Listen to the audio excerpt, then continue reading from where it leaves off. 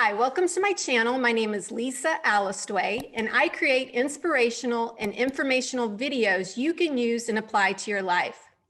It is my honor to introduce to you today's guest, Terry Shulman. Terry is the founder and director of the Shulman Center for Compulsive Theft, Spending, and Hoarding. This center addresses the growing yet undertreated epidemics of compulsive stealing, spending, and hoarding.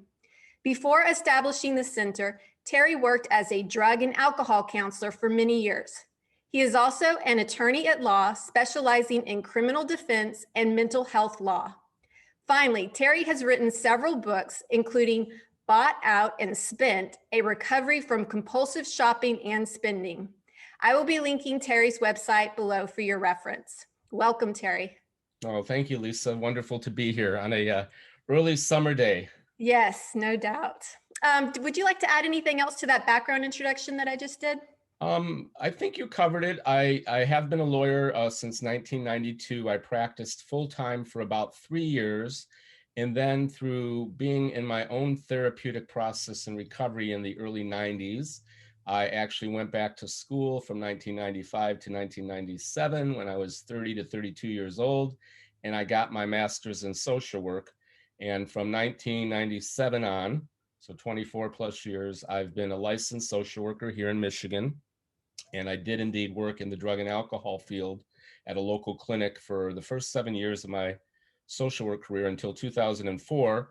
And then I went into my own private practice 17 years ago to work primarily with compulsive shoplifting and employee theft, which I'll talk about a little later how I got into that. And then a couple years later, around 2006, I started to become interested in learning about compulsive shopping and spending. And I began working with that in about 2006. And then maybe about 3 or 4 years later, so about 11 years ago, I also got interested in learning more about hoarding.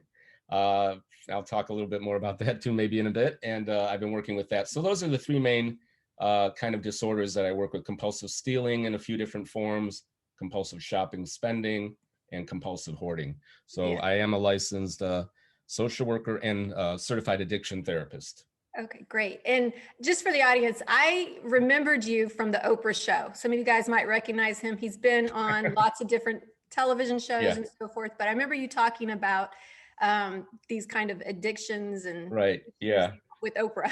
Right. That's a whole another little side note how I got on Oprah. I'd actually been blessed to have done some TV and major TV programs prior to 2004 when I was on the Oprah show. But they don't lie when they talk about whatever Oprah touches turns to gold. And being on her program helped get me a number of clients for some. I talked about compulsive shoplifting on the Oprah show in 2004, and that helped me leave the clinic where I'd been at for 7 years to start my own practice, which I'd been wanting to do for a while. And my first book had been out for about a year at that point. In 2003, it came out, and that was it was called Something for Nothing, Shoplifting, Addiction, Recovery. So Oprah, that was a wonderful experience, and I really did get the Oprah bump. And I've been doing virtual therapy long before COVID, where now it's getting more common. I think the genie is out of the bottle, and a lot of therapists are going to be offering more services by video and or phone. And but it's been a real pleasure to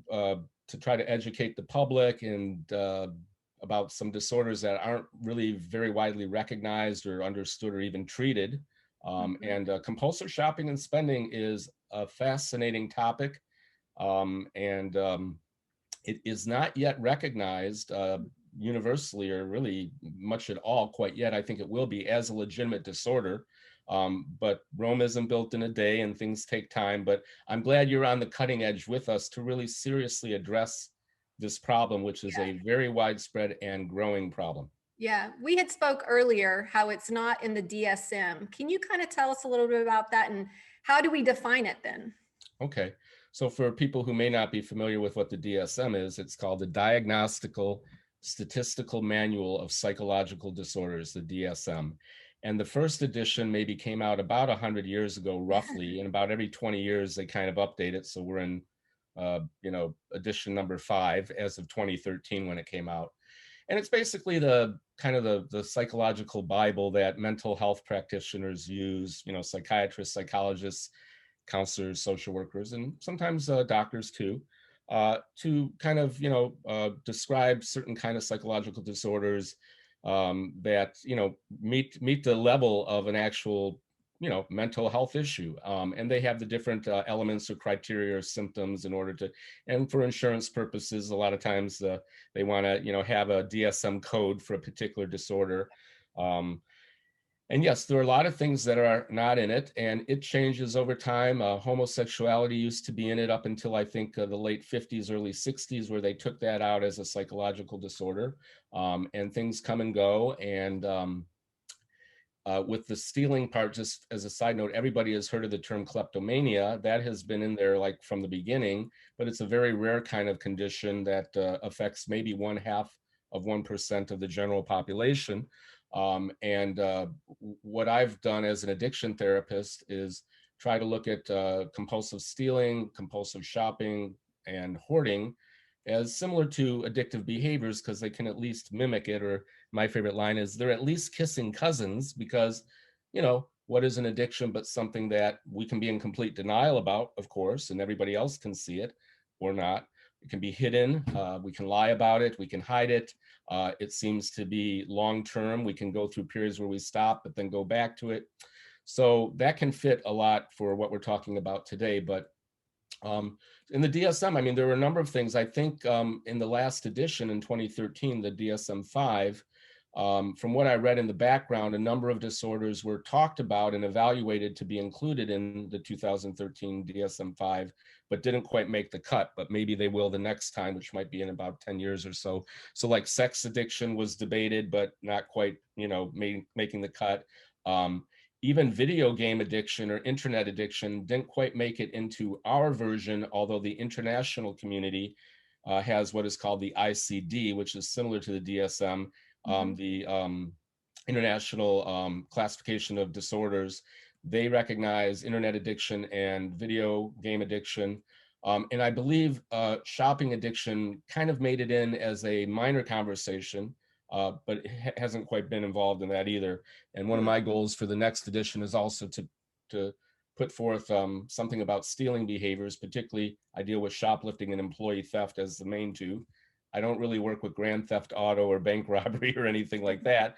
But and the, you know, so, you know, we're all learning, and we can't just wait for the medical community. You know, even with alcoholism, AA was started in Akron, Ohio in 1935, and the American Medical Association took 20 more years to actually recognize alcoholism, and then much later drug addiction, as a legitimate addiction. Yeah, so I understand that one of the biggest critiques of the DSM, or two, is it is antiquated, you know, and maybe the international one is a little more updated, and that all the disorders are voted on. And so sometimes you just get outvoted when it needs to be put in there. Right. Yeah. But it's still a helpful tool. And frankly, I've been what is called a private pay provider for really the 17 years I've been self-employed. On occasion, I'll work with insurances, but most people find me through an internet search.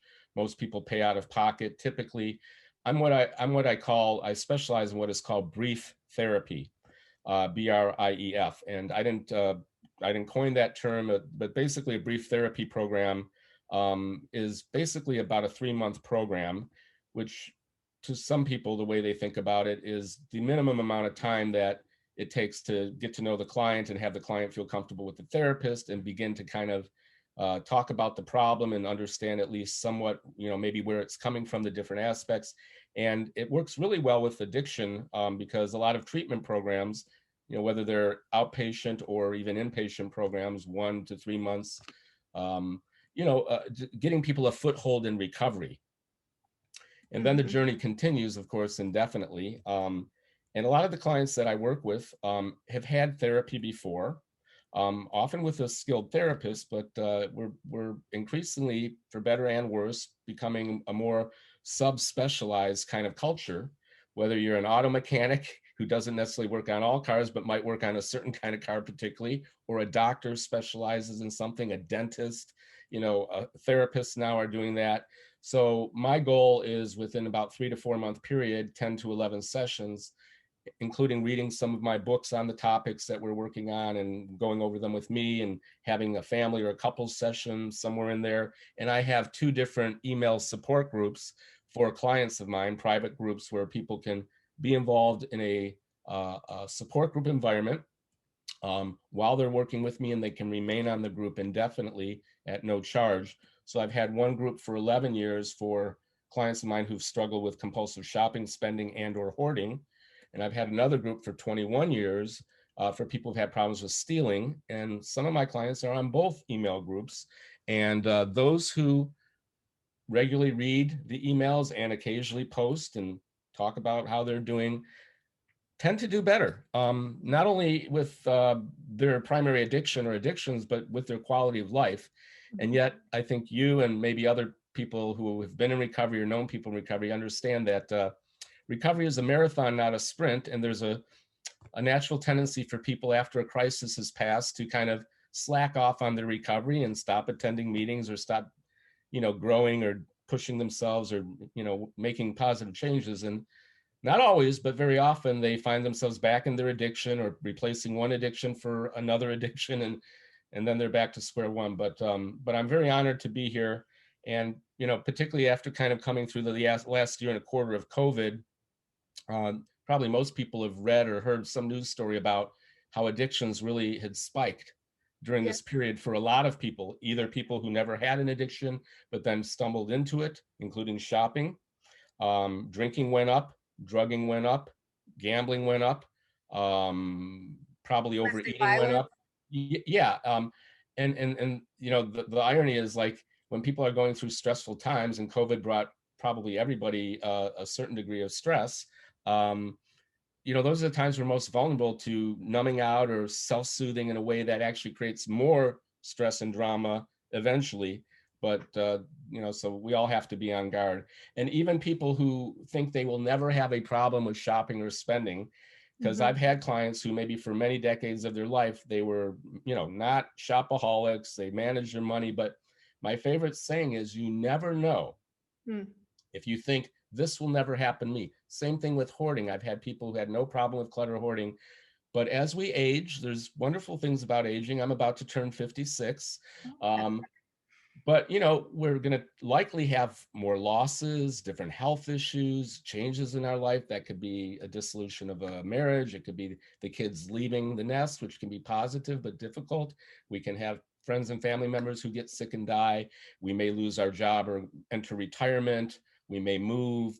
Our finances may change. There's a lot of changes and a lot of actual losses, whether people realize or not. So but no matter what age you are, because a lot of people are beginning to get into shopping at earlier ages. I hear a lot of stories about people who trace it back to the first time they got a credit card. And often that's around age 18, but sometimes even earlier. And with the onset of the internet in the last few decades and social media and clever advertising, you can access your addiction 24/7 with the Yes. touch of a finger, and that's a concern for everybody, I think. Yes. And you can also just vocally order it. You can just say, hey, Alexa, order me these Nike shoes. Exactly. Yeah. We got to figure out something where we can program Alexa to say, Terry, are you sure you want to order that? A second, my Alexa just went off. Yeah. There you go. Alexa, stop. Oh my gosh. I hope I didn't disorder that. Have a sense of humor. We can have a sense of humor a little bit today, even though we're dealing with very serious topics that really can very much cripple people and families and societies. But, so I do have a sense of humor because sometimes that lightens the load. And human behavior is kind of curious. There are moments where I think it might be healthy to kind of laugh at ourselves a little bit, but also take right action if we really have a problem. And what I understand what you're hearing is that everybody's at risk. If you don't think you're at risk, everybody has the potential to be at risk for this. At some point in life.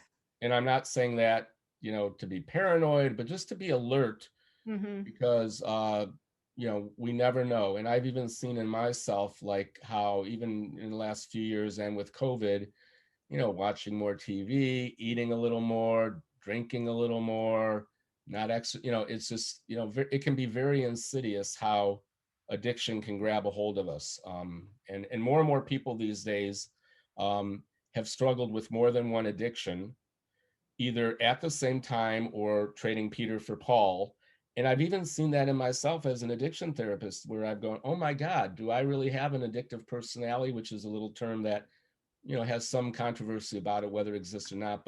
Yeah. But I think it can fit for people who are extreme type A or extreme type B. I mean, if we had to divide people up into A or B kind of a little bit clumsily, but, type A people are really driven.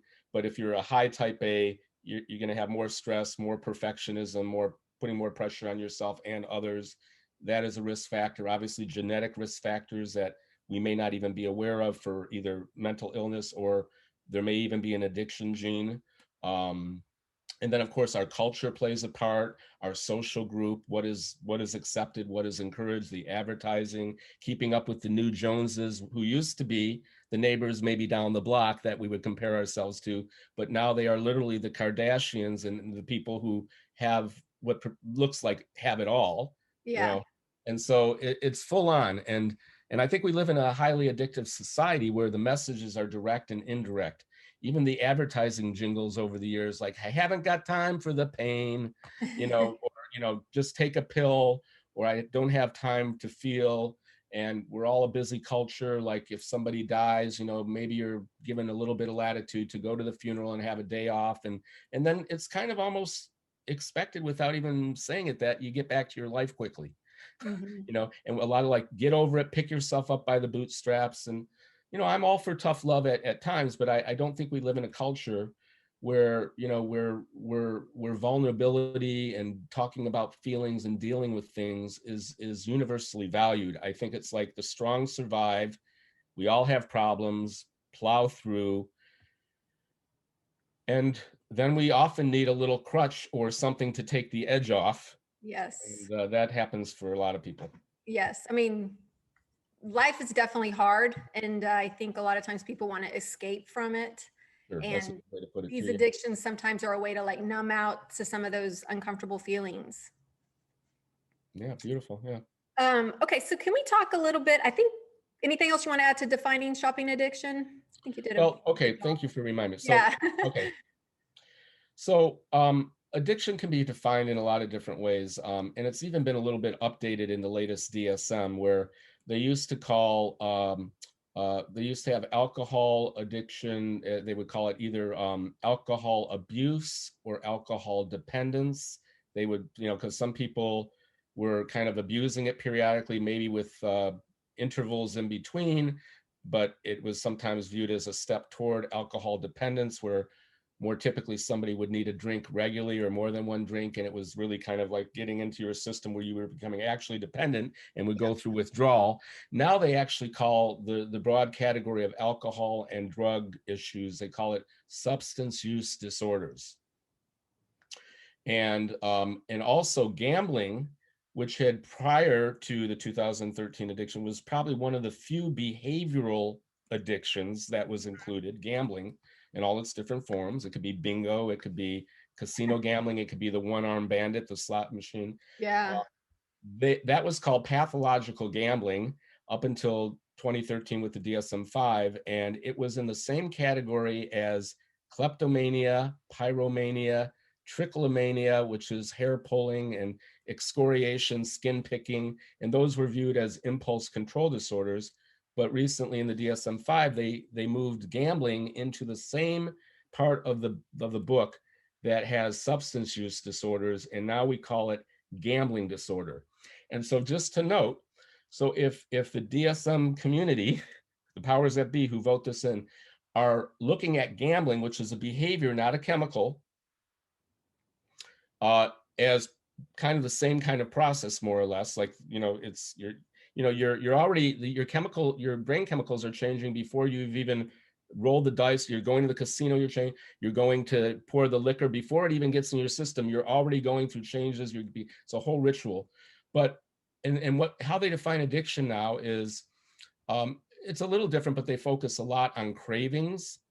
They still focus on some kind of withdrawal symptoms, like if you are trying not to do the behavior or use the chemical, and you're feeling out of sorts, you're feeling moody, you're having trouble sleeping, you're having trouble concentrating, you're irritable, things like that. So they look at craving and that.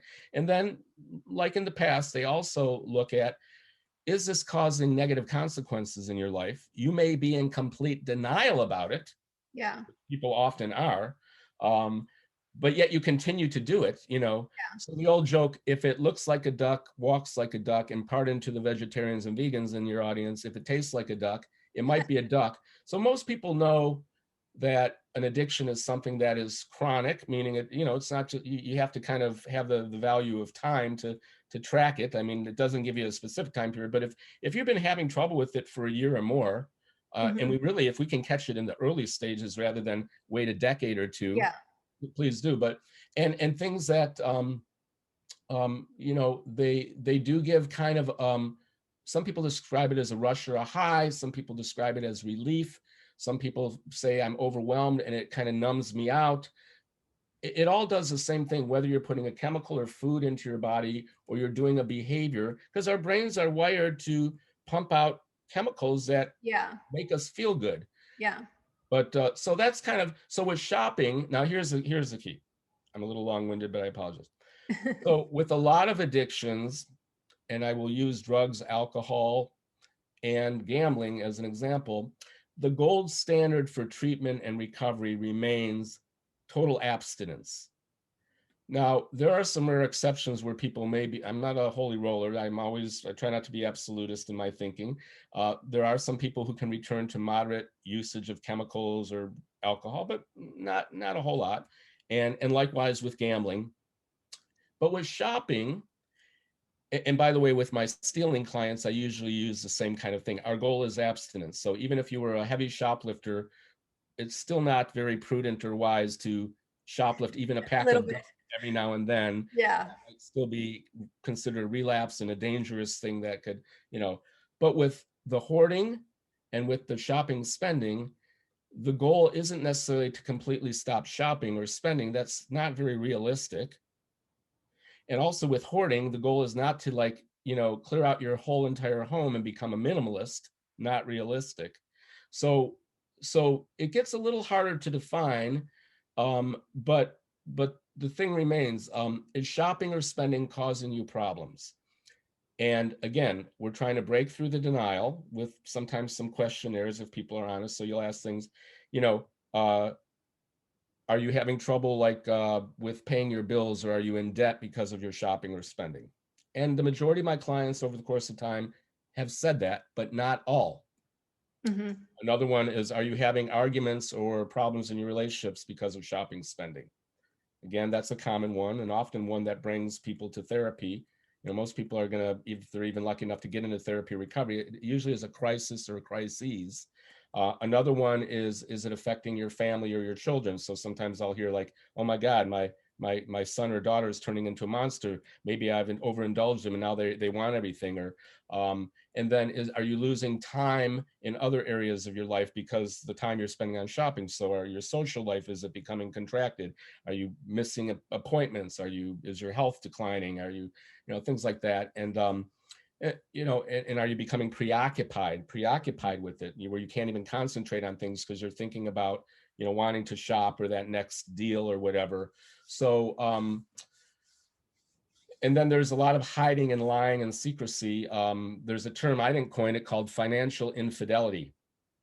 And I think you may have heard of that term or come across it maybe in your research, but that it's a funny term, but it's real, because I've had a lot of couples who are on the brink of divorce because of financial infidelity, which can look like various things, but a lot of times it's lying about how you're spending your money. And in certain cases, it can be so extreme where the person who's in charge of the finances may have the shopping spending problem, and they can have drained their entire life savings like a gambler, and the partner doesn't know it until way down the line when they are ready to retire or ready to, you know, send the kids to college, and they realize not only are they broke, but they're in the red. And for many people, they've actually said to me, the partners, because I do the couples sessions sometimes too, they'll say, I would have preferred my wife or husband had had an actual affair to Wow. this, because now all this that I've worked hard for, our future is like completely shattered. Yeah. So I don't know if I answered the question, but it's Yeah. but shopping can and there are different kinds of shopping that can Yeah. be, like I have people, I'll get into that, like, so a lot of people say, but I'm a bargain shopper. Yeah. And there's a couple funny sayings where who said, uh boy, we are sure going broke saving all this money, Yeah. or you have to spend money to save money. And I've known bargain shoppers who, it's easier to rationalize because they say, like, I'm not buying Gucci and high-end stuff. But if you keep doing that day in and day out, it will affect your finances and more. And I've known people who've gone bankrupt and lost their homes and gotten divorced because they were bargain shoppers. Wow. And frankly, that would be the one that I would have to be careful of for myself. I don't identify, at least not yet, as having a shopping problem, but I caught myself in the early stages, probably about 10, 15 years ago when Groupon came out. I was buying up all these Groupons, and my wife was like, hey, what's going on here? You're buying Groupon. We haven't even used the ones yet. And I had to, whoa, whoa, whoa. And Amazon, which I still use, but I was getting all those deals and, getting Yeah. things, but not using them. And again, my wife was like, whoa, what's going on here? We're getting a lot of packages. Yeah. Um, and then some people have a pattern, and you can have more than one of these different kinds of shopping spending, but some are what we call codependent, meaning they're spending money more on others than themselves. It could be their kids, it could be friends, family, the Mhm. neighbors, coworkers, their partner. And believe me, I'm not against doing that, but if it's getting out of whack, Right. it's still going to cause problems financially and relationally. If people are like, whoa, I don't need all these gifts. What are you doing? Like, I'm feeling kind of awkward. And again, people can rationalize. They say, well, I'm not being selfish. I'm buying Right. for I'm other giving. people. And then we have a couple others. Couple of the big ones that I deal with. The largest one I deal with, and I'd say about 80% of my clients are female across the board, with the stealing issues, with the hoarding issue. And research shows that men and women have these problems that I deal with about at equal levels. So shoplifting, employee theft, over shopping, overspending, and hoarding. Men and women are almost equal, because I think there's a stereotype out there that all women are shopaholics, or the majority of shop. Yeah. That may have been true for a number of reasons more culturally, because I think actually women traditionally were the ones taking care of the home and shopping. And yes, women do stimulate the economy with my joke is probably most guys would be happy to still be living in a cave with just a fire. But, maybe one woman said, hey, can we decorate the cave or get a bigger cave? We got a few more kids. And so God bless you guys. But men, I think with the internet, Hmm. that has been the great equalizer, because many men especially gravitate toward that for some reason. They get overwhelmed in stores, though I do have men who overshop in stores. And I like shopping in stores now too, still like bargain stores particularly, but the internet, as a side note, a little joke, when my wife and I got married about 19 years ago, and she was dragging me to do like shopping at Bed Bath and Beyond, like the wedding registry. And Oh, yeah. I'm like, oh God. And then, like, they were brilliant even 20 years ago, almost, like, they give you this little portable Right. gun, and Hmm. they gave me this little gun shaped thing scanner, where we Uh-huh. would find something and scan the barcode code, and it would go into our online registry. And I was having a blast with that. Mhm. So, Yeah. but the thing is, so here's one I deal with a lot. It's called image shopper. Mm. So, and that can be, and again, I think men can be concerned about their image. So we're talking often about clothing, jewelry, accessories, shoes, cosmetics. Um, and I'm not Cars. opposed. Yeah, and I'm not opposed to looking good, but you can see how it can get out of whack and become very Yeah. expensive very quickly. Yep. Or it could be for your home furnishings. It could be, some of my clients are more spendaholics, where they don't necessarily buy a lot of stuff, but they overspend on a few big ticket items, like, even right off the bat. And I'm not here to judge or tell anybody how to live their life, but right off the bat, if you buy a home that is more, that maybe you can get a loan for or whatever, but a mortgage for, but it's like really kind of stretching your budget, and Yeah. then you want to decorate it nice, or you want to have this great wedding, which again, not here to judge people, but people often start off in the red from the get-go, from their marriage, whatever, or they buy a $70,000 car when maybe their budget would mandate something half that price. Yeah. And then people often, so this whole image thing, whatever it looks like, clothing, the car, the home. And I think the new Joneses again, I think, and then people often want to upgrade, after a short period of time. I need a better, so there's something going on. And the image can be that I want to look good to other people. I want to look good to myself, sometimes one or the other. And then to figure out kind of where that comes from. Part of it might be, the culture in general, but sometimes those messages are in family, and I'm not here to blame anybody, but a lot of times you'll find that people say, well, my mom or my dad was really into image. And so it's just interesting. So this image shopping thing. Yeah. There's also a trophy shopper where people can be on the hunt for a particular item. It could be something expensive, and it can take a lot of time and energy. When they find it, they're really gratified, but not for too long.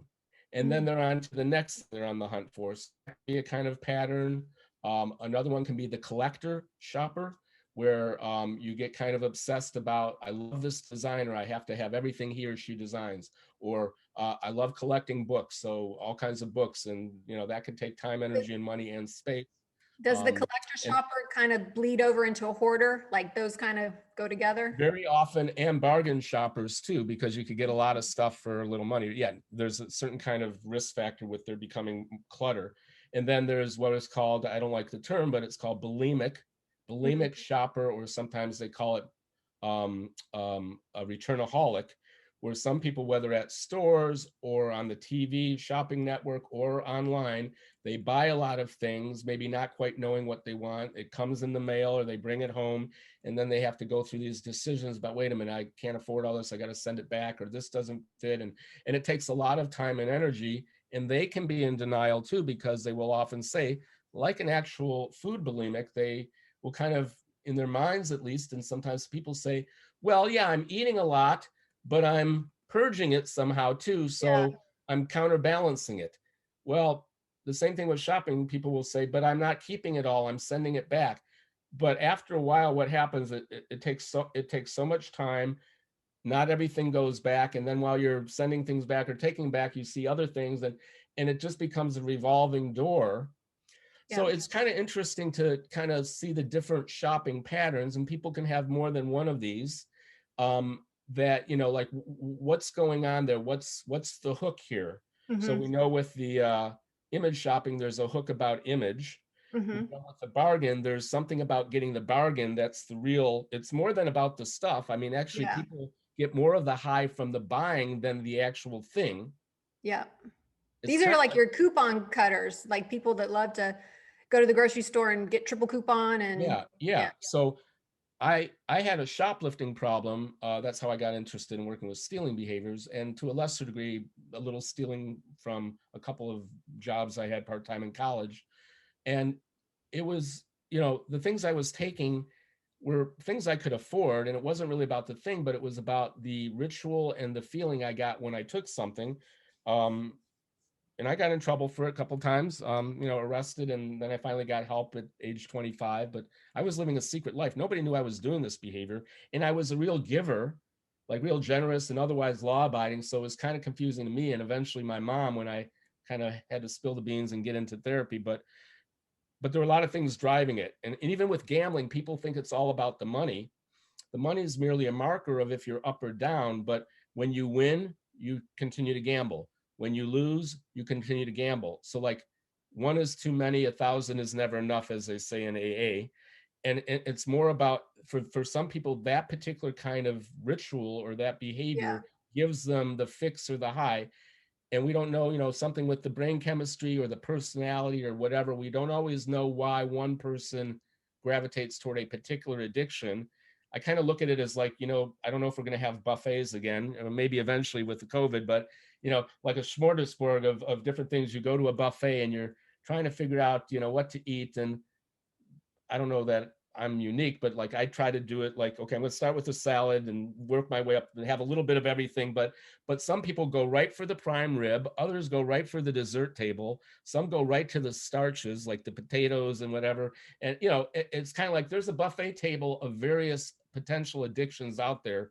I don't think we choose them necessarily consciously, but we gravitate toward certain things for whatever reason, often just by trial and error accidentally, or by impulse to you try a new drug, or you try this, or you try online shopping. And not everybody's hooked right away, but a lot Yeah. of people report it. Yeah.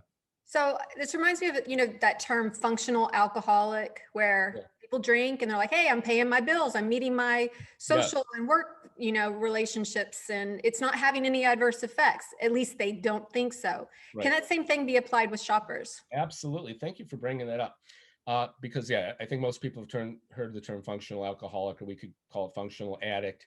Some people don't even like the term addict, but I think we're getting more familiar with it, and it has a little less stigma. But sometimes there's still a lot of stigma. And I would tell you that probably the majority of my clients are functional addicts, meaning most of them are married, doing a halfway decent job in their marriage. Most of them have children, doing a halfway decent job raising the kids. Most of them are working or college educated, or they would appear on the surface like they're, and that can make it a little trickier to treat, because there is that thing inside that we talk about, actually. And then sometimes I work with people who've lost everything, or they're about to, so I mean, there's a range, but most people are middle to upper middle class. I've also worked with very wealthy people, and you're right, they can say, but it isn't that bad yet. And the old joke is, but they can also greatly minimize for their own self-protection, because it really can be quite confronting to admit you have a problem, or that you really have a problem, or, oh my God, you are out of control. I mean, it can, really be. But you're right, with shopping. And Dr. April Benson out of New York, who recently passed away at age 70. She was a friend and mentor of mine. When I got interested in learning about this, I went online, and she was like the only one I could find out of New York. And she had written a few books, and she did like a therapist training that I did by phone with her. And I got to know her when I visited New York for business and pleasure, and got to meet with her a handful of times, and we kept in touch. But she referred to shopping addiction as the smiled upon addiction, meaning, first of all, it's totally legal. It's greatly encouraged, be a good American, shop, help the economy.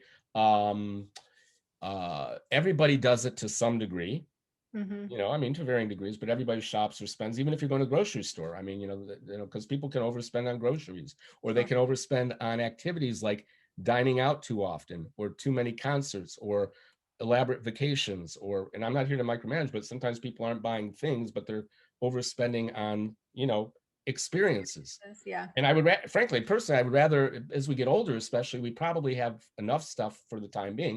Doesn't mean we won't buy things, but sometimes people want to spend their hard-earned money, or want to have some fun. But I often will tell people, maybe you can spend on experiences that you can enjoy with or without a partner or family, and you still want to keep it within a range. But yeah, it's the smiled upon addiction. And there's a website and a company called retailtherapy.com. And I have a sense of humor, but, and people use it. I'm just engaging in a little retail therapy. Yeah. When the going gets tough, the tough goes shopping. I'm a shopaholic and proud. And I think the culture is getting a little bit more sensitive in general, because I remember about 10 years ago around Christmas time here, and I'm in Metro Detroit, I got in the mail a flyer, a kind of a hard paper flyer from this very quaint Tony town called Birmingham, Michigan, about 15, 20 minutes away. And they have a ton of great little shops and everything.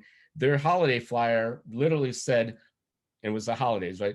"Oh, come all ye shopaholics." Yeah. And I remember thinking, oh my God, would you, like, if you were advertising for your bar, would you say, "Hey, drunks, hey, alcoholics, come on down"? Or gamblers, the casinos, if they're promoted, would they say, "Pathological gamblers, problem gamblers, we love you"? So Yeah. I haven't seen anything quite like that. I think we're getting a little more sensitive and aware of that, but it's very easy to hide, because and very well, first of all, if you live alone, which some of my clients do, it's very easy to hide. But even if you're living with a partner or family, you could hide this stuff. People also sometimes are actually putting things in storage units, or they're having a separate PO box where the Visa bills come to, or the packages arrive.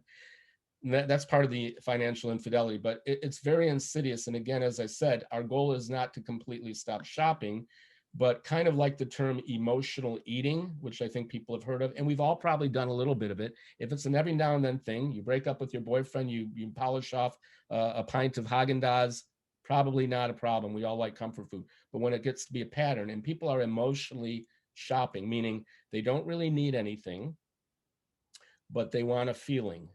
And I have a lot of clients who do that. And then wash, rinse, repeat. If that becomes your primary or one of your primary go-tos to soothe if you're bored, if you're angry, if you're lonely, if you're stressed, if you're sad, if you're anxious, I mean, it can do it all. Like you said, an escape. And Yeah. with the internet, and I'm a realist, most people are going to need to be on the internet either for their work and or their social life.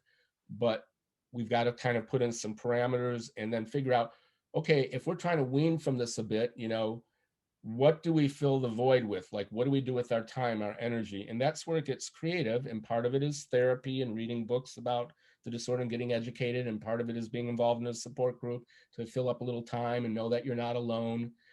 And I was kind of shocked, actually, on just one more note, and then I'll go back to you.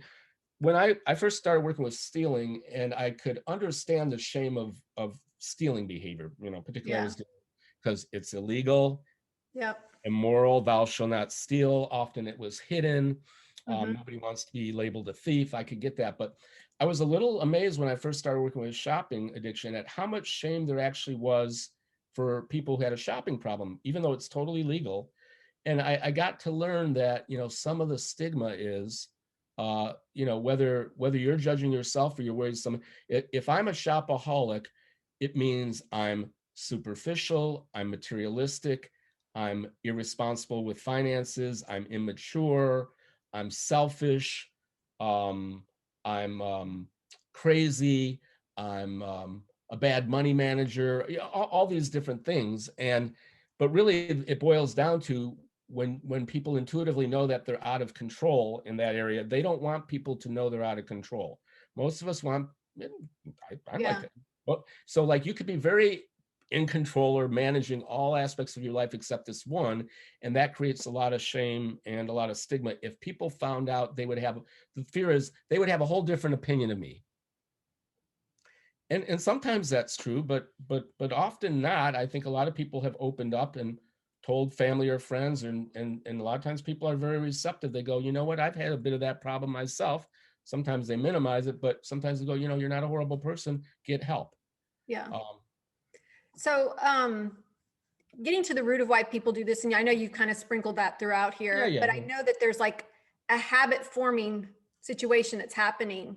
Maybe it's like it starts off light, but then if you keep doing it and keep doing it, it becomes like a full on habit that's hard to break for yeah. many reasons. And so to change that overnight, it's probably not going to happen.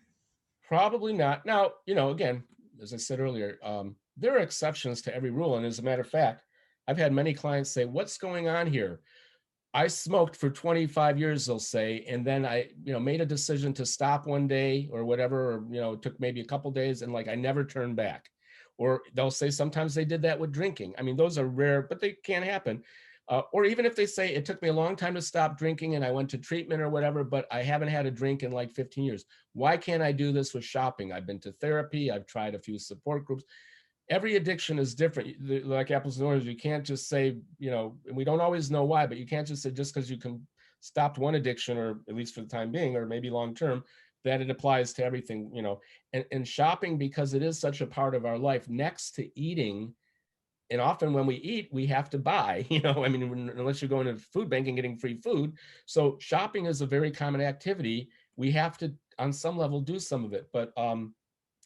But yeah, it can be very difficult to figure out what healthy shopping is. So I use a model that I kind of piece together from different places, but and we can all use this, whether you think you have a problem or not. So the model, like, if you just ask yourself, what does healthy shopping look like? And for you, and it'll be different for everybody, but one category is to evaluate difference between want and need. Mm-hmm. And that's easier said than done. It sounds really simple, but a lot of people are thinking they need things, but it's really a want. Now, I'm not going to say we only buy things that we need. Occasionally we want things we want, but we have to readjust our idea of want and need, you know, and kind of get a little more clear on that. The next thing is it affordable or unaffordable? And that sounds very simple, but it's not. So some people who are maxed out on their credit cards will still think that they're shopping and can afford it because they can just get another credit card, or they can start taking money out of their 401k or whatever. They, in their mind, it's affordable if I have any way to get it legally. And we have to kind of reshape that and find out, well, what does affordable mean? And if you have a partner, how do you both, you got to kind of try to meet in the middle at least. Another one is, do I have room for it? You know, do I have space for it? And that can be a whole thing too. And again, it's not for me to dictate, you know, how cluttered or uncluttered your home is, but if you're already acknowledging that you got a lot of clutter, and yeah, I guess you can shove it under the couch, but do you really have room for it? Or is your partner barking at you and saying, whoa, we've got enough here, and the kids, like, what are they learning, you know? So that is one. And then is it emotional shopping? Like, are we really trying to fill a void or soothe ourselves? And maybe we need to do that in a more healthy way. Or is it more kind of level-headed? And I'm not saying that shopping should not be a pleasurable experience, like you should just be a robot and say, I'm going to get this, and you know, but you know, if you get to know yourself, you can kind of say, you know, you start saying, well, you know, I'm feeling a little lonely on a Friday night. I think I'll just, you know, or you know, maybe you can learn how to say, you know, I need to be in a pretty good space, so I know that I'm not emotionally shopping or emotionally eating. That's one. And then the other one is being careful about impulse shopping. So be willing to wait. Even if you are online, park it in the cart for 24 hours at least and sleep on it. So everything's an urgency. I got to get this now. The sale will be over. It's a flash sale. And the advertisers are really wiring us, just like advertising, fear of loss, and to slow down. The Christmas time, oh, the best, there's deals every day of the year. You know what I noticed though? If you put it in your cart, the next day they send you an email and they say, hey, don't forget you bought this. They are on it. They send you an email a week later, here's 10% off, you know, like they are very keen to how to. They're, look, I don't fault them, but they're no different than a drug dealer. Yes. You know, they're like, hey, guess what we got in here? Try a little of this. Here, we'll give you half off, or we'll give you even a freebie. Come on back. I mean, it's insidious. So just this model of, so be more need-oriented than want-oriented, or think about that. Affordability, what does that really mean? You know, maybe have a conversation with your financial advisor or your partner, or think about it. Do I have room for it? Is this emotional, or is this more level-headed and thought out? And is this impulsive, or do I really need it now? Is there really an urgency for it now? Maybe I can wait. And a lot of times if you do wait, you may think on it and you may say, no, I really didn't need that after all. I mean, I have that experience. I park things in my cart, and probably about 75% of the time, I don't buy what I, you know, parked in my cart for 1 day, 2 days, 10 days, whatever. Yeah. So that's kind of and you can enjoy that, but if you're really addicted, you're probably going to blow through it. And if there's a lot of these underlying issues, loss, trauma, those are the two big, loss and trauma, but just like, you know, low self-esteem, you know, being driven, you know, outwardly, you know, to fill a void versus inwardly. Maybe you don't have great relationships. There's a lot of different issues that we try to poke at. Yeah. So what about like buyer's remorse? How does that fit in there? Because I would imagine sometimes people have short-term memory. They forget how much they regret buying stuff, you know? Yeah. Well, yeah, people often do have that. In a similar way that an alcoholic may have a hangover. And actually, very often the people I work with who shoplift, even when they're not caught, they often, after they've done it, and I had that experience, it's like, what did I do? I'm so stupid. What am I putting myself at risk for? Oh, I'm crazy. I got to stop this. And a lot of times they do have that. Maybe not in the beginning, but as it's becoming problematic, and you know, people at least are not completely in denial about it, they often have that. But then what happens too is then it becomes a cycle. So that you feel bad about it, and you feel, pardon my French, like you're a piece of crap. And then like that just kind of makes you want to shop more. Yeah. It's kind of like you've got, you know, you're trying not to eat as much, and you have the one piece of chocolate cake, and you're already a little mad at yourself that you even had that before dinner, and you're like, oh, why did I do that? Well, might as well finish off the rest of the cake, you know? So people, you know, you get into this vicious cycle of addiction where the shame or the disappointment or the remorse of doing it then feeds you just wanting to veg out or zone out or numb out and do more of it. And then all the problems that come now create more stresses. So addiction is a Trojan horse. It's powerful, whatever form it takes, because it does very quickly and consistently and fairly predictably give you momentary relief. But then, like a python, it gradually wraps itself around you and strangles you. And then and then you're like, help, and we're trying to have people get help earlier rather than later. We'll take you wherever you are and not judge you. But if we can educate ourselves and our children. Now, my wife and I don't have kids. We've got a 4-legged baby, a dog named Bambi, and I'm not blaming any parent, but I hear two main things in most of my clients. It's either some level of a family member having spoiled or overindulged the child, and or some level of the child felt deprived, like they wanted things and they heard no all the time, and their friends and kids down the block had this clothing or that toy or whatever. And sometimes you're having one parent overindulge and one deprive, and it's very confusing. And if I were a parent, that's probably the hardest thing to do in that particular issue, where I don't think most parents want to either spoil or overindulge or deprive them. There's a middle ground, and it's a moving target, and every kid is different at different ages. So you won't get it perfect, but keep an eye on it, because that can be something that's passed down from grandparent, Yeah. spoiling, giving a kid everything they want, and then you turn them into a monster.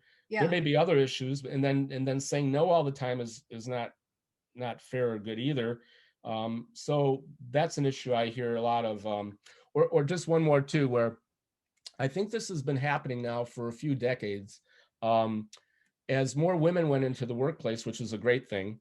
So both the father and the mother were working, and often tired when they both got home, and maybe felt a little guilty that they didn't spend as much time or energy with the kids. So, it's easy to buy them something or put them in front of the computer or whatever.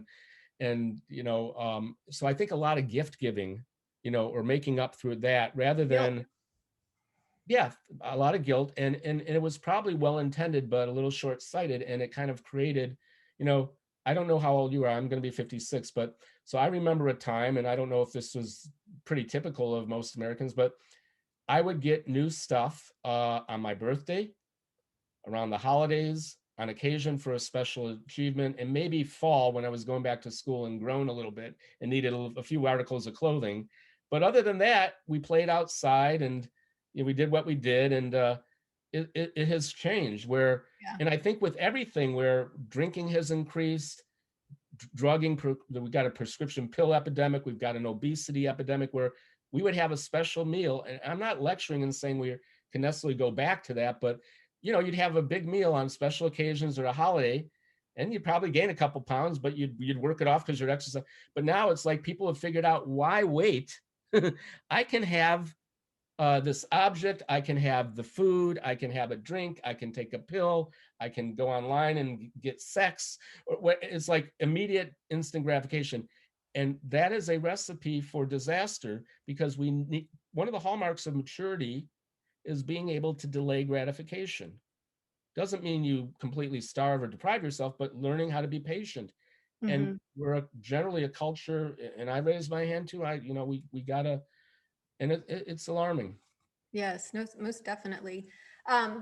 This makes me think about, I spent some time in Spain, and when you go to the store, there's no return policy. So if you buy something, you have to think really hard. Do I really want this? Or maybe I don't, because I can't return it. But then you get to the American culture, where we have a setup completely different and somewhat toxic, because it does contribute to some of these issues. Well, exactly. I hadn't known that Spain had done that. I was in Spain for a few days, but back when I was 22 and graduated from college, and went to Madrid, Barcelona, Pamplona for the running of the bulls. I didn't get into the actual street and run with bulls, but I didn't know that. But I had heard that places like China and maybe even Japan, like in the East, but I wouldn't be surprised if like I got a friend who's a Chinese American, and he told me about that about 10 years ago. What is this with Americans? You can return things. In my country, you can't do that. You made it. I'm like, really?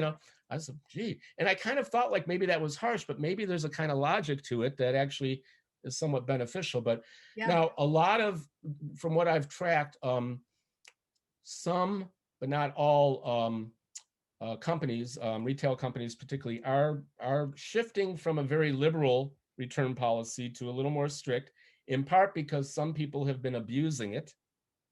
Yes. Like I think Mhm. LL Bean, if I remember reading about a year or so ago, like you could bring something back, or even REI, like at any time. And they found that people were kind of abusing that, and like, okay, they enjoyed it for a year or two, and then they bring it back, it's lightly worn or whatever, or they make up some complaint. And then there are people who, yeah, it was taking a lot of time and energy, and they were kind of losing money, and it was, so the trend is to be, but still probably as our culture, and I don't know about Canada, our nearest neighbor, they have similar, yeah, I think, I mean, I don't know that I would want to go to a no returns policy in our culture necessarily, but I think having some parameters, but that's interesting, right? Yeah. So how do you know what somebody's kind of healed from their addiction, their shopping addiction? Good question. So I kind of look at it more like a journey rather than an endpoint. So I prefer the term recovering rather than recovered, although I'm not a holy roller, as I like to say. Hey, I'm open to miracles. If some people feel like I am totally a cured or a healed alcoholic, I mean, that may be. But I think for most people, looking at it as kind of an ongoing journey, likewise, again, with healing. But um, so here's, I was just talking to a prospective client today. Though she was talking to me more about having a shoplifting problem, and she was saying, do you work with trauma? Because I've been working a lot with trauma and my therapist, but we're not getting anywhere, and I'm still shoplifting. And I said, well, I'm not going to say I'm right about this, but here's my philosophy. The healing will take place kind of slowly over time. Let's kind of understand the addiction and get you kind of sober. And then we have to define what that means. And so for a shopaholic, we want to kind of, I want to know what the core issues are. I want to know, like, if you've been abused or neglected, or you think you have, or traumatic events or low self-esteem. I want to know all that. I think that's important to kind of understand how the addiction evolved. But the healing, probably on a deeper level, some of it natural if you're sober, some of it intentional by diving deeper once you have some sobriety and you're more centered and stable to deal with the difficult issues. But that's typically because I do a lot of brief therapy.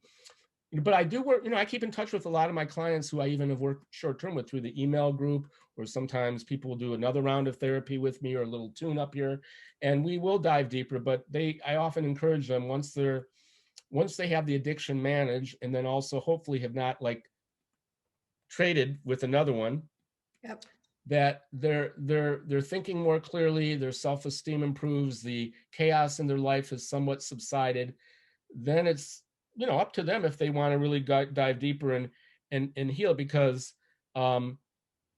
there's you may have heard this term, there's a difference between abstinence and recovery. Or in other words, people have probably heard the term dry drunk.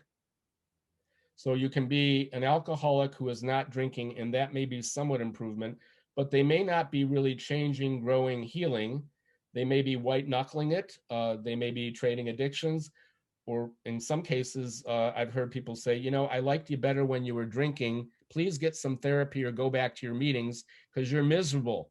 You're sober, but you're miserable. And the same thing with shopping. So, I mean, so the healing can take place over time. So I've been in recovery from both shoplifting and codependency for about 31 years, since I was 25. I'll be 56.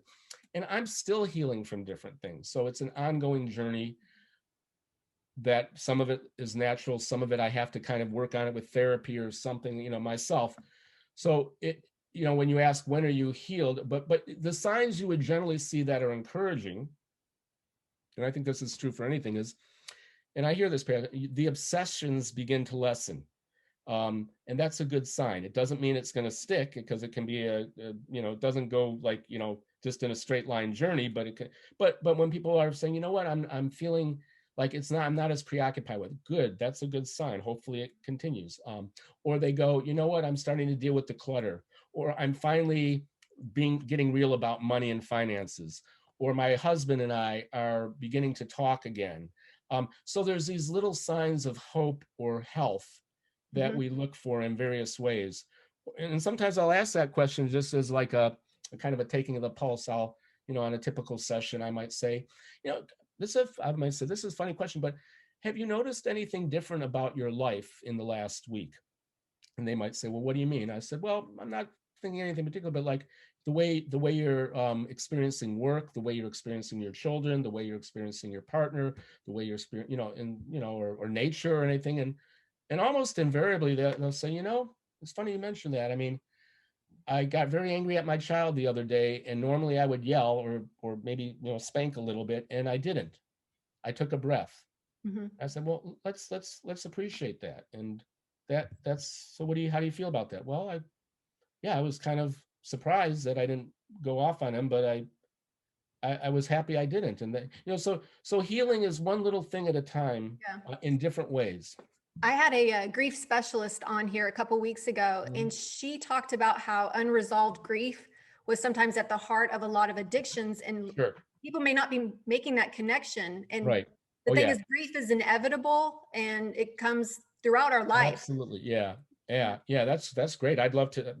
I'll check that out if it's up. Because for sure. Yeah, because like I said earlier, grief and trauma, and they can be interrelated. Some losses are traumatic, and some maybe not traumatic. It's just kind of a grieving, and some traumas involve grief, and maybe not or whatever. But those are the two biggies, and so I talk a lot about that. Kind of early on, and trying to get to I kind of look at therapy a little bit. This is not going to be surprising. The metaphors I use is either like an onion layers. So people come for maybe a specific problem like an addiction, and I call that the top layer of the onion, that it is a problem in itself and it has to be understood. But in one way, it's kind of a symptom of a lot of the other onion layers. And what are those onion layers? Those can be different losses, and some deeper and longer and more severe than others, traumas, low self-esteem, and other things, just like things that when people have depression, which may or may not be actually diagnosed or treated, anxiety, eating disorders, ADD, OCD, there's all those things too, onion layers. And then there might be a core, everybody's heard the term core issue, and people often have more than one of them, but when we try to maybe sense what the core is, and it could be something as simple as I am unlovable, or I feel unlovable, or the world isn't safe, or nobody's going to be there to take care of me. I have to do everything on my own, or some version. I try to tease out what the core belief or even truth is going on. And most people have more than a few of them. So I definitely agree. I'm big on working through that. And there's things I can do even in brief therapy, have people talk about it with me, have them read a book about grief or watch a video, learn the 5 stages of grief, Kubler-Ross or something like that. And when they're on the email group, they're going to invariably hear about other people periodically talking about their losses, both past and maybe going on now. And I know that's been a big issue in my life, is dealing with all kinds of different losses and impending losses. I have a mom who's 82 who's had Alzheimer's for about 5-6 years. So that's kind of like a long goodbye. My dad died when he was 53 and I was 27, and I just visited the grave and put a little flower or stone on the grave, just over Father's Day. It was around his birthday too. And so grief takes many forms. And again, as I think I said earlier, most of the time we don't know what to do with it, or we've had multiple griefs, they pile up, and and whether you want to say we're filling a void, instead of dealing with it, and I don't think we live in a culture that really normalizes it. We need to normalize grief. I mean, it's here. It's inevitable. Oh, yeah. I mean, we have to deal with it. And even, I'm not getting necessarily political or anything, but there's a lot of turmoil in our country, and people feel anxiety about it, whatever quote unquote side you're on, and the environment, and this whole COVID has brought a lot of grief for a lot of people. People's lost their businesses, they've lost loved ones. I mean, man, and somebody did bring up a commentator how during the COVID, like even the health experts or whatever, didn't necessarily, they tried to tell you how to stay safe and not get COVID and, wear the mask, whatever. But, this could have also been a time where maybe some of our leaders or point people could have also said, this is also a good time to, read some books about healing or how to cope with stress, or maybe exercise a little more, or watch what you eat, or keep connecting with people you love, or pick up a hobby or journal. I mean, they may not be there to lecture us, but I don't think we had that conversation going on a national level. Like, what can we do to keep our own sanity and also be of service to others? Yes. Just a thought, but Yes. I'm right on target with you. Yeah. Very good. And why do people? I think you asked that earlier, but why do people overshop, overspend? Here's my quick and simple Yeah. answer to it. And Mhm. it kind of relates to the buffet smorgasbord. It's why do people do anything? It's all a drug, so it's all the same reasons basically. It's just a different way of soothing. So, Yep. like you said, grief and loss, low self-esteem, dealing with anxiety, dealing with Yep. depression, and in one sense, addictions, like for those of us who are fortunate enough to maybe acknowledge them and get help for them, in many cases, and I want to be careful how I say this, but I'm not doing. Sometimes they keep us alive.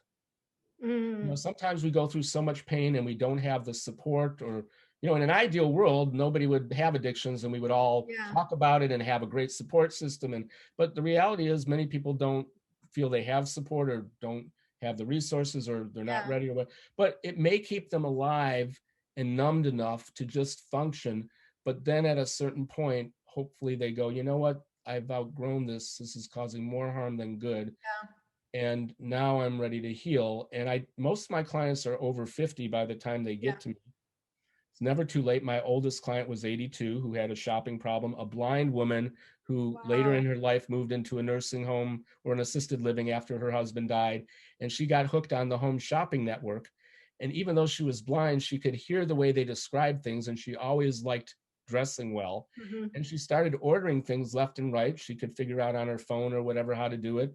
And her daughter, who was kind of managing her finances, got wind of this, Yeah. said, "Hey, mom, what's going on?" And she knocked it off for a while, and then it came back. And then the daughter called me after doing an interview, and this Wow. woman was ripe and ready to talk about a lot of things that were bothering her. She was really a joy to work with. And so again, you never know. You could Mhm. be problem free somewhat until you're 82, and then Yeah.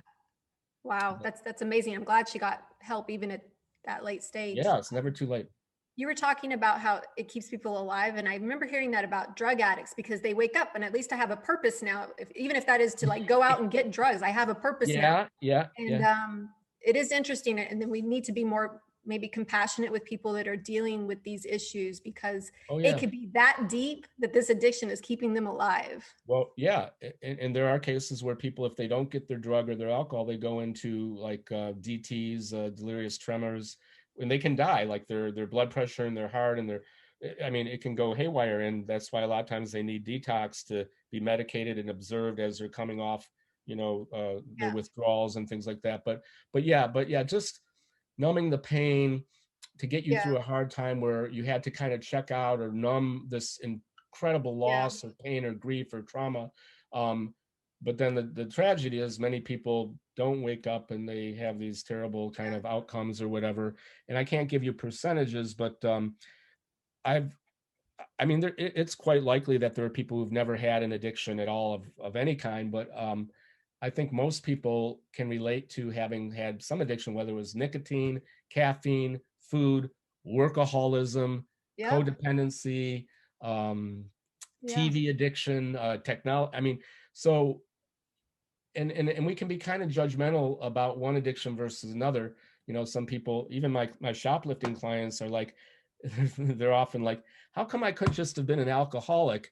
Mm. Everybody accepts that and doesn't look at it funny and judge it quite as much. I said, yeah, I've been at this 30 years and I've seen the ball move down the court a little bit. People are a little more open-minded, and we've had people on the news like Winona Ryder and people who've been caught shoplifting. So I think most people kind of know that this could be a mental health issue. But I said, let's not get into a fool's errand and compare addictions, because very rarely does anybody die from shoplifting, but many people die from alcoholism and drug addiction, and or kill other people with cars, with violence. Right.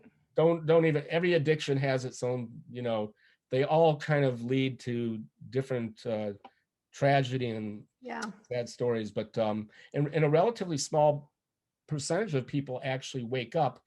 You might have noticed on my email signature, because we've been emailing a little bit back and forth in the last week, but I didn't make this up, but there's something called the 5 stages of change.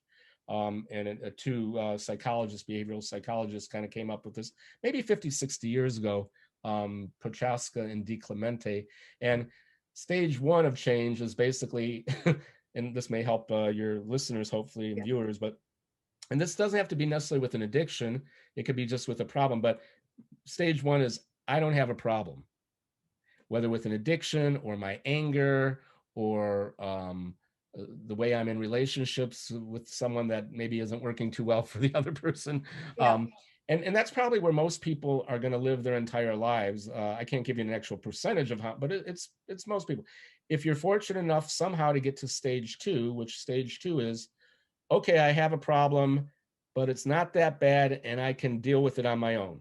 And maybe some can, but probably most not. And that's maybe as far as they go in their terms of stage of change. Mm-hmm. Another smaller percentage of people get to stage 3 where, okay, I've got a bigger problem than I thought, and I can't handle it all on my own. I probably do need some kind of help. And that's like getting to that stage if you're lucky enough. And people can be there indefinitely or for the rest of their lives where they're talking about, they're acknowledging it. Maybe they're looking for help. They found a few places, but they haven't pulled the trigger and actually engaged in the help. And that could be a therapist, medication, a support group, reading a book, whatever, a retreat, something. Stage 4 is where people get to that point where they go, okay, I've looked around for help and I know I really need help pretty urgently. I'm going to try out this therapist. I'm going to try out this support group. I'm going to read this book. I'm going to hopefully all those things, but at least one of them to begin with. And then, what happens a lot is, oh, it's not working, or that, you're kind of naive, or therapy should be over. I should have all my problems solved. I went to the support group for 3 months. It didn't, so you got a lot of people there. But for those who stick with it and give it a chance, it usually will provide some benefit, or they'll add other things. And then if they stay in that stage 4 long enough, doesn't mean everything's all wrapped up with a pink bow on top, but they're getting well. Their addictions are getting managed. They're understanding it. They're making some progress in life. Their life is improving. May take months, may take years, may take decades. And then stage 5, wherever that is where now you're trying to maintain your sobriety, Mm-hmm. or your sense of hope, your self-esteem, which continues to improve. Whereas I like to say, most people probably are just trying to survive their lives or life in general. And that may be better than not surviving. Yeah. But I think we want to get to living, which is a Mm-hmm. little bit different from just surviving. And that can be in different areas of our life. You may feel like, hey, I love my home life, but I'm just surviving my job. Well, maybe eventually you can feel like you're more than surviving your job. You're living and liking your job, or maybe you love your job, but not your home life, and maybe your health. I mean, there's different quadrants of our Yeah. life. And then if you're really ambitious, and it's your call, maybe living is enough. Surviving, living, or sometimes I call it living to make it rhyme with survive. Surviving, living, and then thriving. And that is what is possible. And I've seen my own life ebb and flow, where there's areas I was thriving for a while, and then it got back to kind of a little bit more just living, and it ebbs and flows. But I think most of us, maybe it sounds like a pipe dream, how can we be thriving in our recoveries? That doesn't mean being overconfident or cocky. It just means like, wow, I'm like really enjoying recovery. This is not a burden to go Yeah. to a meeting or to take it one day at a time and keep it simple. This is like, it's working. And I feel like I'm starting to thrive in my business and my love life and my health, my mental health, my hobbies, my commitment to community, my spirituality. I don't know. But that's, Yeah. I mean, kind of like the Maslow's hierarchy of needs, Abraham Maslow, that pyramid, basic needs are, just getting food and shelter and safety. Yep. And then, I think we all need that. And then, but then we have like social needs and belonging.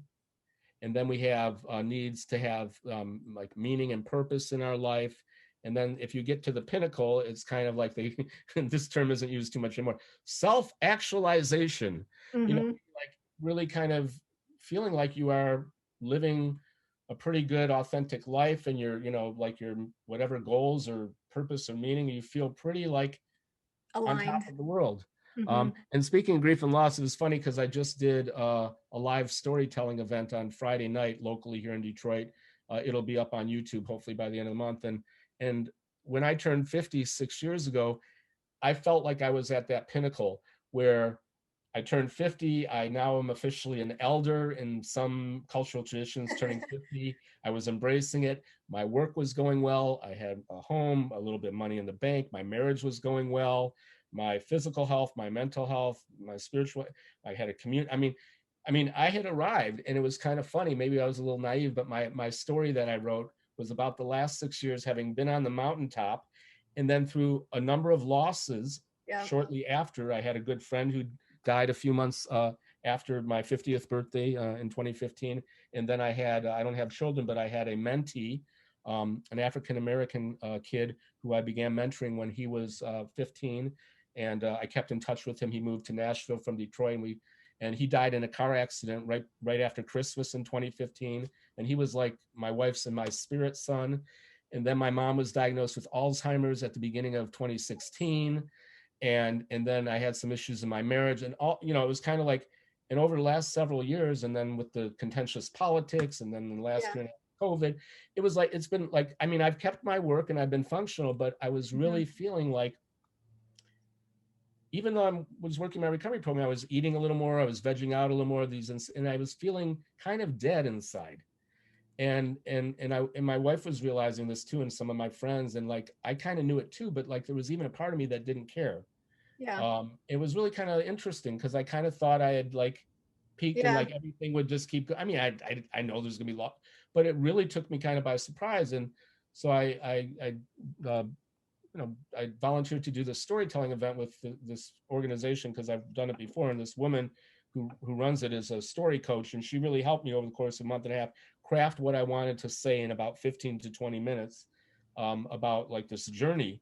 And the topic was real men for Father's Day. So it was myself and two other older men who told stories, and that topic appealed to me. And whatever that means to people, but it's a rich topic because I was kind of feeling like a real man. And at age 50, I had the Quan, like from Jerry Maguire, and money, love, respect, community, everything.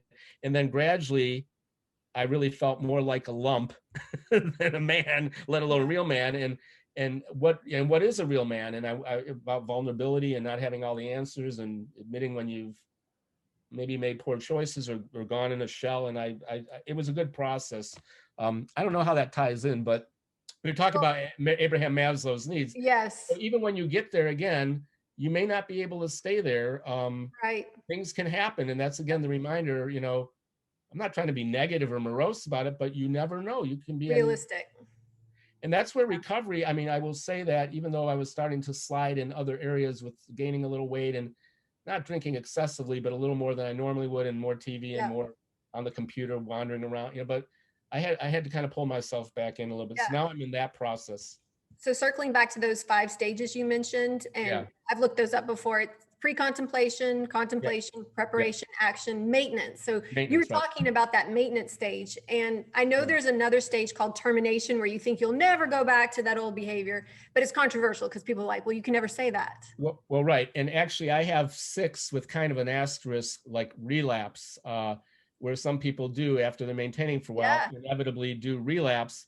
And then now some may relapse in a way where they go whole hog, and they kind of almost go back into denial and have to start stage 1 again. I do have a problem, but many people, and I've had a few relapses, and over the course of 30 years with one-off shoplifting, not lately, but I still keep an eye on that. And I have codependency relapses, and now I've got to look at other but if you can get back on the wagon quickly. Yeah. And get back to maintenance, because that is the goal. You want to Right, be back to maintenance. Right. Yeah. It doesn't mean you have to, because some people go, oh my God, there goes my 8 years of sobriety. Well, F it. You Yeah. don't want to think like that. And again, Yeah. recovery is very humble. It's not a competition. We're all doing it best we can, one day at a time, learning. It sounds like an easy concept to grasp, but it's hard for most It's people. hard work. Yeah. So we're coming to the end of this video. Do you have any like last minute comments about this?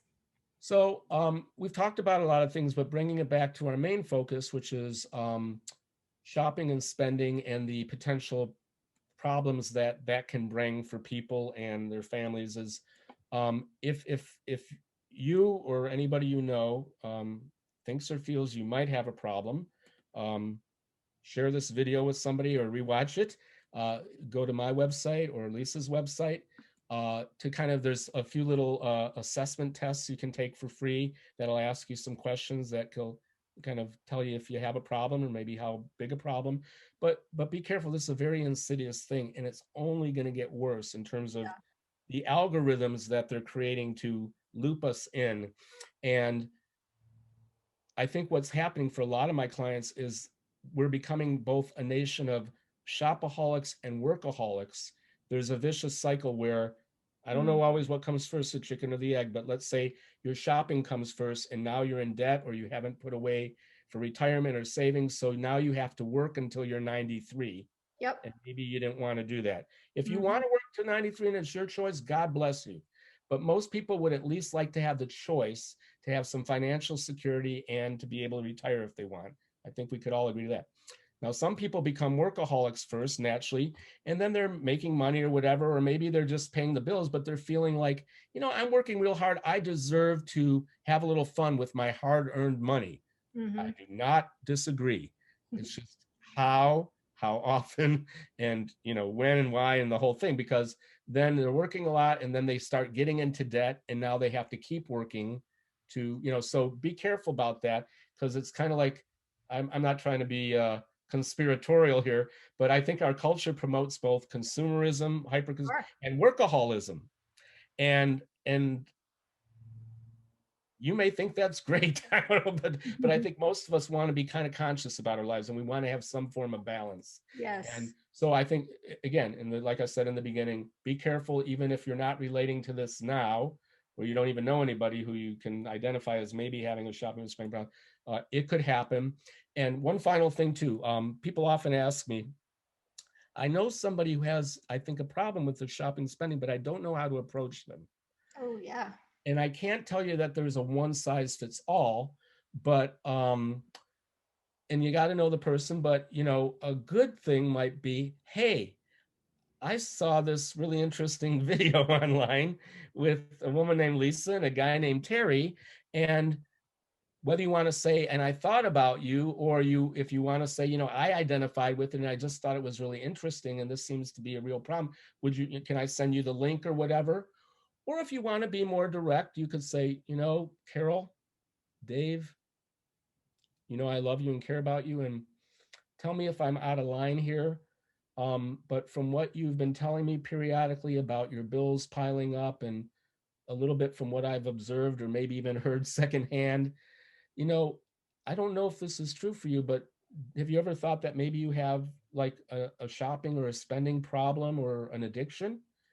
And I don't know what the person might say. They could say, no, I don't. And say, well, you know, I just want you to know if you do, I'm here if you want to talk, or I'm not judging you. I still love you, but I hear this is a growing problem. Or you might be surprised, the person might be a little forthcoming and you might, you know, keep it confidential, but Yeah. you might say, well, you know, as a matter of fact, I saw this video, or here's a website, or, Yeah. you know, so Or it you is, could be subliminal and just put an article yes, you down on could their desk or have the yep, video running in the background and just be right, there subliminal about could. But it is a very hard thing to bring up subjects about a drinking problem, a spending problem. It is. And sometimes we've tried that and the people just get very defensive. So we, but maybe you have to put it in writing or an email or a card, or just I'm concerned, or know that I'm here to help, or uh, would you mind if I give you a little information about this for you to look over? it. Tell me if I'm out of bounds. It's not my intention. I'm not judging you. I'm just, I love you. I care about you. I'm concerned. And if any of you have ever had a problem and you feel comfortable in this saying, you know, I know it when I see it because I've had this problem, or I had a loved one who's had this problem, that can help. Yeah. So again, it's up to you, but Yeah. I think that can be Yeah. helpful. Definitely.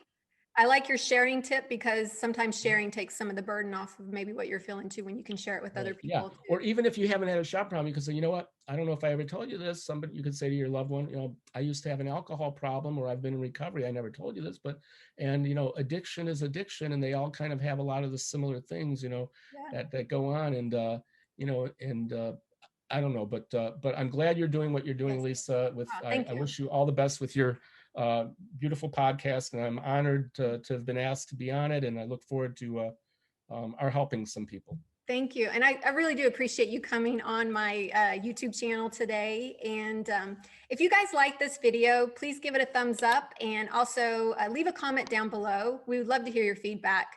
And don't forget to subscribe and hit the bell to be alerted when the next video drops. Thank you, Terry. Thank you, Lisa.